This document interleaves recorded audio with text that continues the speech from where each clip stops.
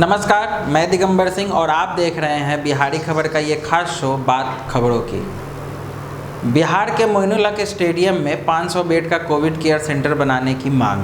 आम आदमी पार्टी बिहार के प्रदेश प्रवक्ता बबलू कुमार प्रकाश ने कहा है कि राजधानी पटना में तेजी से बढ़ते कोरोना संक्रमितों की संख्या को देखते हुए एम्स पटना, पीएमसीएच और एनएमसीएच जैसे बड़े कोविड अस्पतालों में अविलंब बेड बढ़ाने की आवश्यकता है। बबलू ने सोमवार को यहां बिहार में डॉक्टरों और पैरामेडिकल स्टाफ के खाली पदों को भरने के इस निर्णय का स्वागत किया और बिहार के मुख्यमंत्री नीतीश कुमार को पत्र लिखकर आग्रह किया है कि सरकार पटना के राजेंद्र नगर स्थित खाली पड़े मोइनुलहक स्टेडियम परिसर में 500 बेड का कोविड केयर सेंटर का निर्माण कर कोरोना संक्रमित मरीजों के लिए इस्तेमाल करें। उन्होंने बताया कि स्टेडियम में सीआरपीएफ की 131 बटालियन की कैंप थी, जिसमें करीब 600 से अधिक जवान रहा करते थे।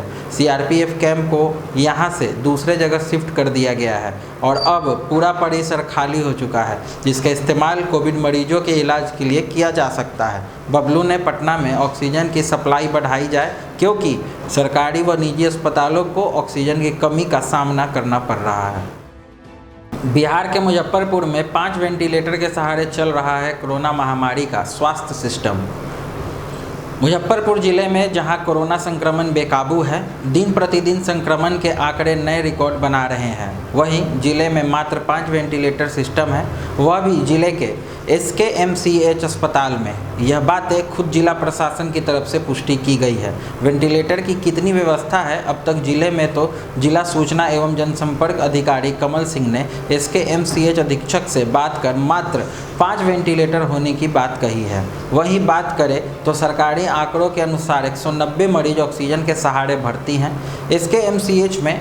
वहीं दुखद पार्ट यह रहा है कि 9 लोगों की मौत सरकारी आंकड़ों में एसकेएमसीएच में ही हुआ है। सरकारी आंकड़ों के अनुसार जिले में अभी 5408 एक्टिव केस हैं, जबकि 138 लोगों की कोरोना से मौत हो चुकी है।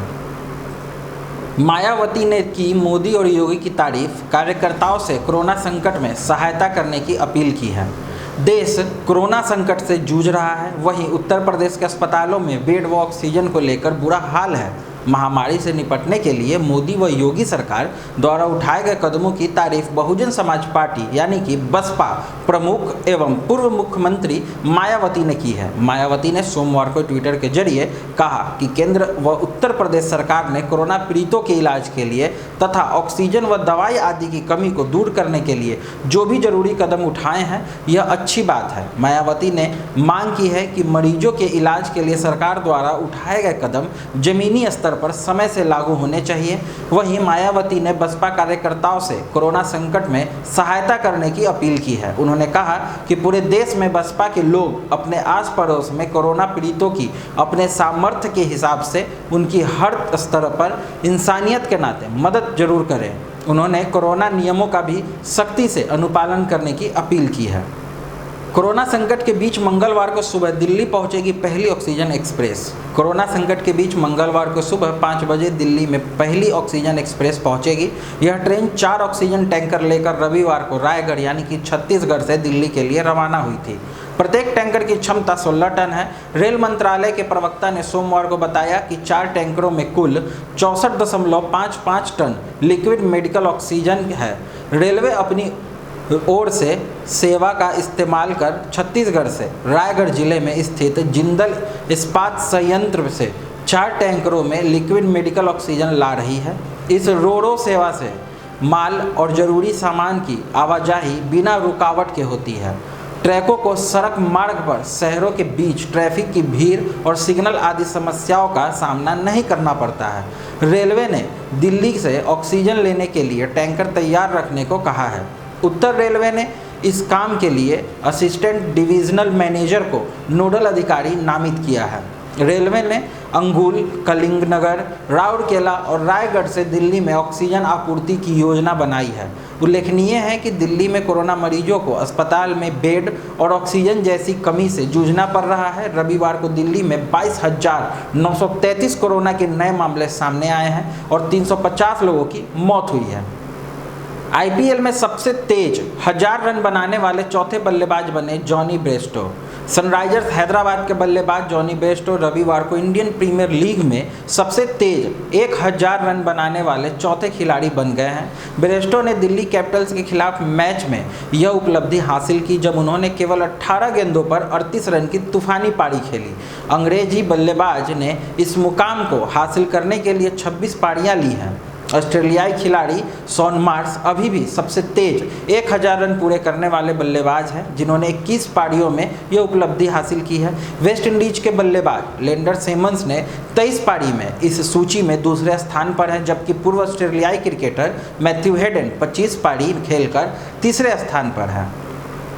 कोरोना संक्रमण काल में घरेलू एयरलाइंस विस्तारा ने डॉक्टरों और नर्सों को फ्री में देश भर में यात्रा करने की सुविधा देने का ऐलान किया है। एयरलाइंस ने इस संबंध में नागरिक उड्डयन मंत्रालय को एक पत्र लिखकर अपनी पेशकश की है। मंत्रालय को लिखे पत्र में कंपनी की ओर से कहा गया है कि विस्तारा एयरलाइंस संकट की इस घड़ी में कोरोना पर काबू पाने के लिए सरकार की सार्थक मदद करना चाहती है।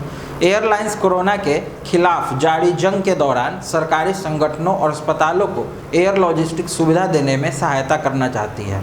विस्तारा एयरलाइंस की ओर से लिखे पत्र में कहा गया है कि कंपनी फ्रंटलाइन वर्कर्स को मुफ्त में एक जगह से दूसरी जगह ले जाने की सुविधा दे सकती है। पत्र में यह भी कहा गया है कि एयरलाइंस को बहुत खुशी होगी कि अगर कंपनी डॉक्टर और नर्सों को फ्री में एक जगह से दूसरी जगह ले जाने का काम कर सके। काम पूरा होने के बाद उन्हें वापस उनकी जगह छोड़ने की जिम्मेदारी भी एयरलाइंस ले सकती है। विस्तारा ने अपने पत्र में ये भी कहा है कि सीटों की सीमित उपलब्धता की वजह से मेडिकल प्रोफेशनल्स को पहले आओ और पहले पाओ के आधार पर सीटों की सुविधा मुहैया कराई जाएगी।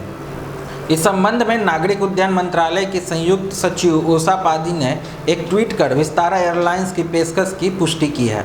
हालांकि अभी तक इस संबंध में मंत्रालय ने रुख की कोई जानकारी नहीं दी गई है।